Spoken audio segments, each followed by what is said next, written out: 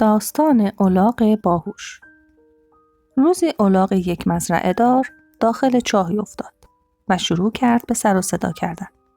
صاحبش که نمیدانست چگونه الاغ را از چاه بیرون بکشد، بعد از مدتی فکر کردن با خود گفت: چاه که آب ندارد و در نهایت باید پر شود.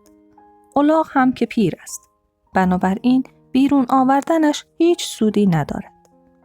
صاحب الاغ که تصمیم خود را گرفته بود، از جا بلند شد و به سراغ همسایگانش رفت و از آنها خواست تا در پر کردن چاه به او کمک کنند تا الاغ بیچاره بیش از آن عذاب نکشد.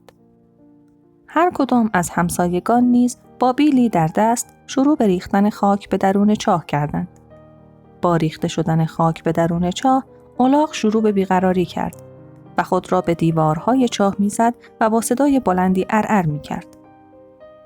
اما بعد از مدتی دیگر صدایی از الاغ نیامد. چه اتفاقی افتاده بود؟ آیا الاغ بیچاره واقعا زنده به گور شده بود؟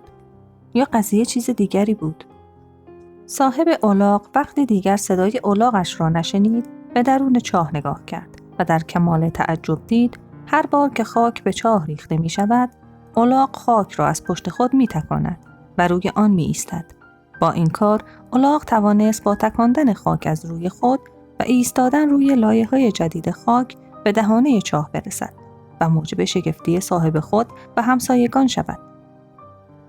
همه ما از چاه مشکلات نه با دست روی دست گذاشتن و تماشای زنده به گور شدن خود، بلکه با تسلیم نشدن در برابر آنها رهایی می‌یابیم و به زندگانی پرنشاط و موفقی دست پیدا می‌کنیم.